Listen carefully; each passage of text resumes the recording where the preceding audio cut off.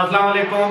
अबरार रशीद आपकी खिदमत में एक मरतबा फिर हाजिर और आपसे वही रिक्वेस्ट कि अगर अभी तक आपने चैनल को सब्सक्राइब नहीं किया तो इसे सब्सक्राइब कर लें, जो बेल आइकन है उसको ज़रूर प्रेस कर दें। आपका बहुत बहुत शुक्रिया।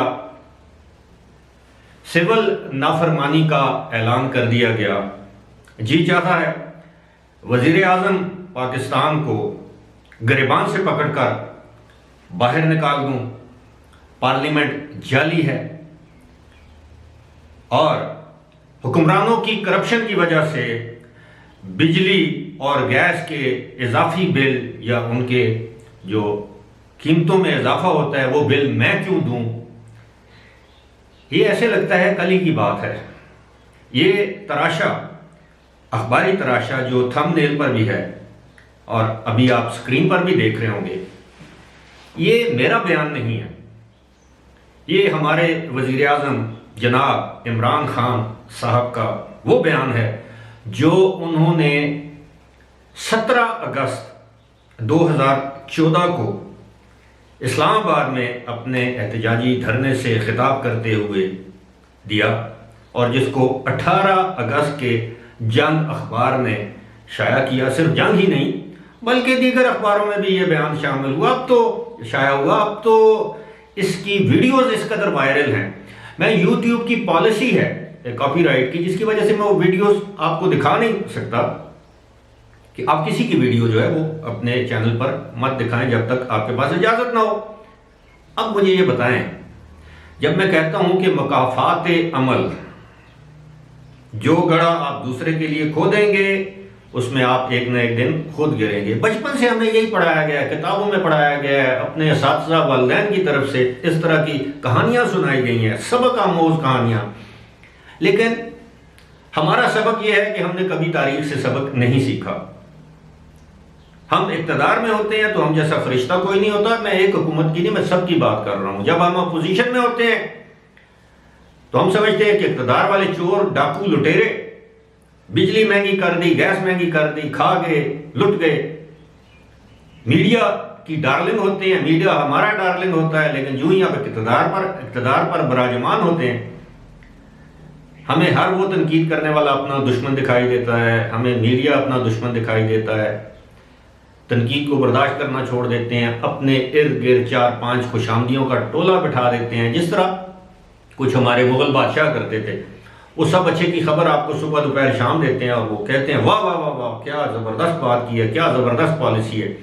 और जब आप पर मुश्किल वक्त आता है तो सबसे पहले ये खुशामदी टोला आपसे अलग हो जाता है, जिसने आपको अपने इक़्तिदार के दौरान गुमराह किया होता है।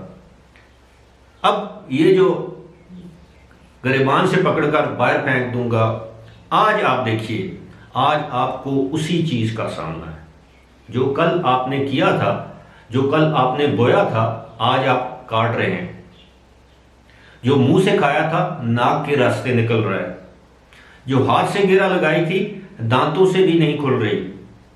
उस वक्त तो आप कह रहे थे कि मेरा दिल करता है, मेरी पार्टी के वर्कर मुझे कहते हैं कि मैं जाकर शामिल हो जाऊं खादिम हुसैन रिजवी मरहूम के साथ उनके धरने में, फैजाबाद वाले धरने में 2017 में। आज क्या है? वही भूत, जिन, देव, बला जो आपने दूसरों के लिए पाली थी, जिसका फायदा 2018 के इलेक्शन में आपने उठाया, आज वो आपके गले तक पहुंच आया है। आज आप कह रहे हैं कि वो दहशतगर्द है, कल आप कह रहे थे ये आशिकान रसूल हैं।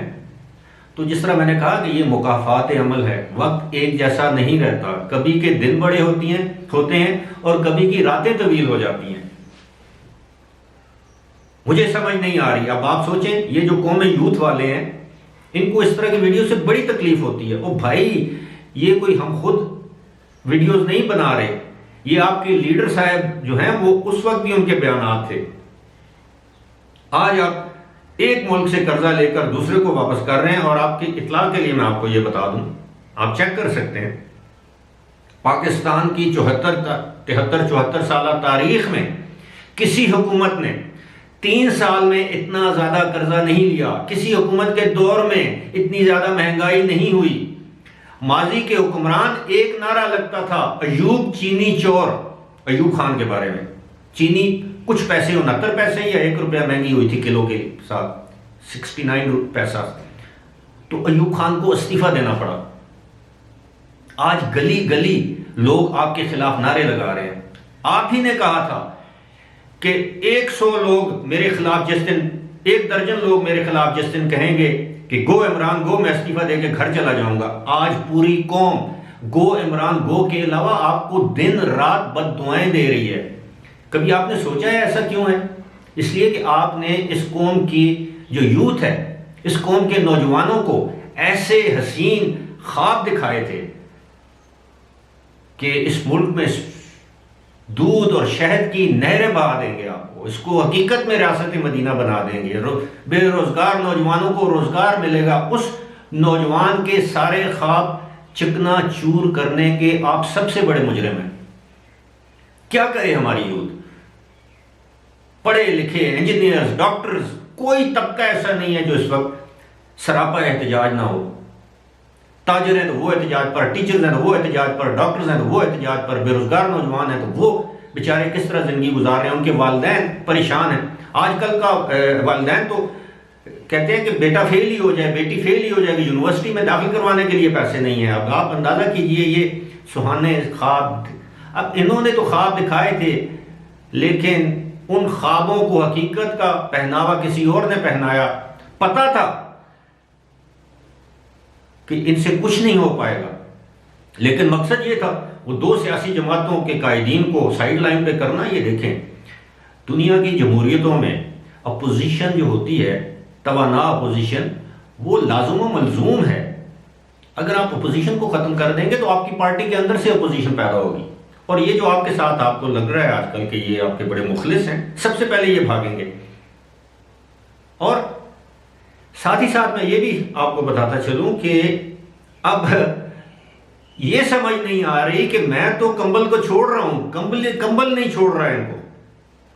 ये करेंगे क्या? ये चाहते हैं इनको शहादत का रुतबा मिले, सियासी शहादत का रुतबा मिले। और मैं जाती तौर पर यह समझता हूं इनको 5 साल पूरे करने देने चाहिए ताकि लोगों को पता चले और कौन से वो लोग माफी मांगे जो इनको लेकर आए, इनको मुसल्लत किया। एक नाकाम तरीन हुकूमत जिसके दौर में हर मनफी चीज में इजाफा हुआ। डॉलर की उड़ान आप देखें, रुपए की कदर किस तरह नीचे चली गई, बिजली के बिल देखें, गैस के बिल। ये तो मैं रोजाना अपनी गुफ्तगू में इसका जिक्र करता रहता हूं, लेकिन मेरा ख्याल है हम लोग अब ये सख्तियां झेल झेल कर सख्त जान हो गए। एक चीज गुज़श्ता रोज हमारा साबिक वजीर और मौजूदा सेनेटर फैसल वावड़ा साहब ने फरमाया कि जनाब पिछला जो मुआहिदा हुआ था इसके साथ, तहरीक लब्बैक के साथ, वो तो वज़ीर-ए-आज़म को पता ही नहीं था। वो तो जिन वजीरों ने किया है आप उनको फारिग करें। अब उस वक्त कौन थे? वफाकी वजीर दाखिला एजाज हुसैन शाह थे, वो आज भी वफाकी वजीर हैं। यही पीर नूरुल हक कादरी उस वक्त वजीर मजहबी उमूर थे, आज भी वो वजीर हैं, तो फारिग करें अगर। और दूसरी बात यह है कि मुल्क के वजीर आजम को इतने बड़े मामलात का इल्म नहीं है, या उनको लाइल्म या बेखबर रखा जाता है, या वो ये कहना चाहते हैं कि जनाब ये तो एस्टेब्लिशमेंट ने मुआहिदा करवाया था, वजीर आजम का इससे लेना देना कुछ नहीं है। ये वतीरा बन गया है पीटीआई का कि कोई काम हो, महंगाई है तो पिछली हुकूमतों पर, नाअहली है तो पिछली हुकूमतों पर, ब्यूरोक्रेसी पर, और अब जब अपनी पार्टी का मुआहिदा सामने आया तो सारा मुद्दा, सारा इल्जाम वुज़रा पर। क्या होगा? मैं तो कुछ कहने से कासर हूं, लेकिन बात वही है, अगर वजीर आज़म इमरान खान के उस वक्त के अपोजिशन के या पीटीआई के चेयरमैन इमरान खान के अल्फाज दोहराऊं तो दिल तो मेरा भी करता है कि वजीर आज़म को गिरबान से पकड़कर बाहर निकाल दूं, लेकिन दिल करता है ना, मेरे बस में ये नहीं है। दिल तो हर पाकिस्तानी का ये कर रहा है आजकल। 90% पाकिस्तानी, वो जो 8-10% झूठिए होंगे कौम यूथ के गुमराह, जो आज भी सुबह को सुबह, दिन को दिन, उजाले को उजाला नहीं कहते या अंधेरे को अंधेरा नहीं कह सकते। अल्लाह ताला उनको भी हिदायत दे। फिलहाल मुझे दीजिए इजाजत। खुदा हाफिज।